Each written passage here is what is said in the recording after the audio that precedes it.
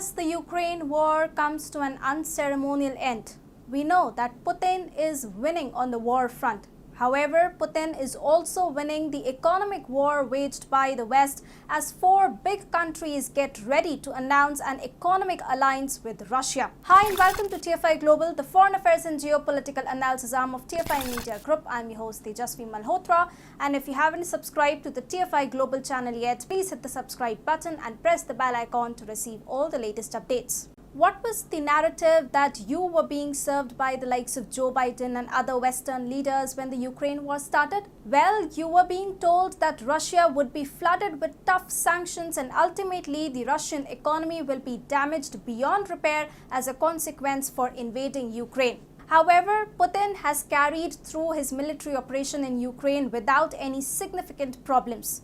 And now, he could even sign some grand economic pacts with some major economies despite Western sanctions. Russian President Vladimir Putin said on Friday that Moscow is looking to sign an economic integration agreement with the United Arab Emirates. He made the announcement during a speech at the Eurasian Supreme Economic Council, which consists of Russia, Belarus, Kazakhstan, Armenia and Kyrgyzstan. He also announced that Moscow was considering signing free trade agreements with Egypt, Indonesia and Iran. Slamming the West for its sanctions on the Russian economy, Putin asserted that Western sanctions have harmed the West more than they have harmed Russia. He claimed that Russia is flexible in the face of external challenges. The development gives us two messages. Firstly, some of the major economies that are ready to strengthen their ties with Russia, with Putin emerging victorious in the ongoing Ukraine war.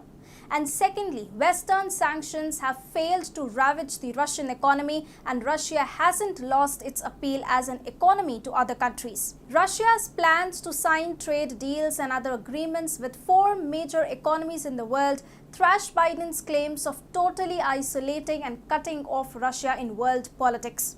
And to be honest, this was clear from the very outset. In April itself, Sylvie Matley, an international relations expert, had said, "There's a very clear isolation of Russia from the Western bloc, especially due to the series of successive sanctions that have complicated commercial and financial exchanges."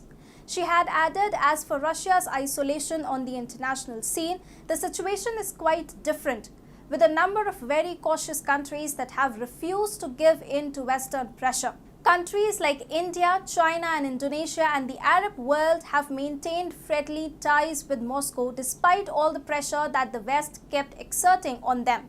The West is living in a delusional world. With attempts to cancel Russia and censor even any mention of Moscow, it is living in the illusion that Russia is isolated. However, the agreement that Moscow is close to signing with four major economies shows that this is far from true. The other message for the West is that its sanctions have failed and failed terribly. The likes of the UAE, Egypt and Indonesia aren't just strengthening their ties with Russia, but they are improving their economic ties and trade ties with Moscow. And they are doing it even though they have pre-existing economic ties with the West. If Russia is arguably the most sanctioned economy in the world, it would seem that the West needs to find a new weapon of economic warfare.